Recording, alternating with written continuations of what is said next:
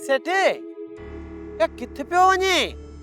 ए doctor त तो जो हलण बंद क्यों है? अरे गुलूड़ा एक हंध वेही वेही थकजी पियो आया। ए सोचुम त गोठ में जा चक्कर लगाए जा। ए सेठे ये गोठ वारा ना तो जो कुजाड़ो ए अन्या हट जी गाल करी ए त चंगू ए गोठ में तो जो केड़ो कम? अरे वेले गुलूड़ा जानल के डिठे घणा ॾींहं गुजरी विया, उनखे ॾिसण लाइ सोचे निकिरी पियुसि। सेठे ए मोजी हाणे सलाह है ते न जान लगे हाणे विसारे छडे। ए को तो जी मथो खराब थियो एक। ए सेठे ए इन गाल जी त मुख हाणे खबर पई आहे। एड़े गाल जी खबर? ए त पूरो इन जानल जो पुट आहे। अरे भागा हजारे भेरा हट ते वखर वठण आयो आहे।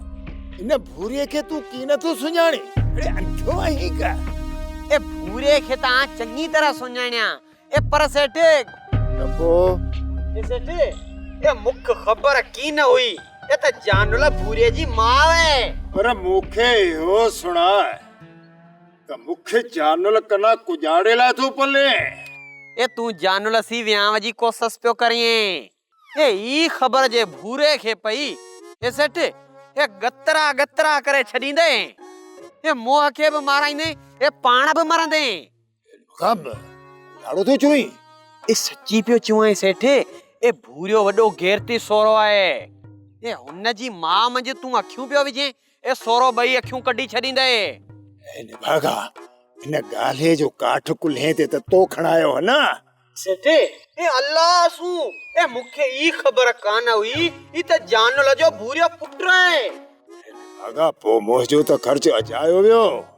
ए तू रख अल्लाह ते ए किथा न किथा ए तो वारो कम थी वेंदो। गुरुड़ा तो जी गाल मुख के समझ में की न पई अचे। कदे एकी गाल कदे बी गाल तो करिए।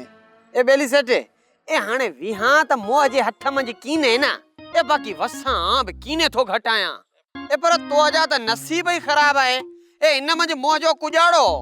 चंगो चंगो हाणे हट ते वञ माण्हू वखर लाइ उभा हूंदा बाकी मोह जो विहां करायो माण्हू ॾिठो सो ॾिठो। ए सेठे ए तू मुख सोचड़ दे ए तू ॾिस जे वेही ए कीअं नथो तो खे घोट कई। चंगो चंगो पानी पहिरीं तली हट खोल वो घोट करा जाए।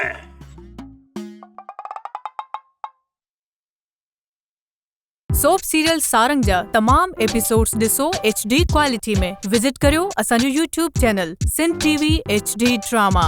सब्सक्राइब कयो असांजो official YouTube channel Sindh TV HD drama ऐं वधीक अपडेट लाइ बेल आइकन खे क्लिक करियो।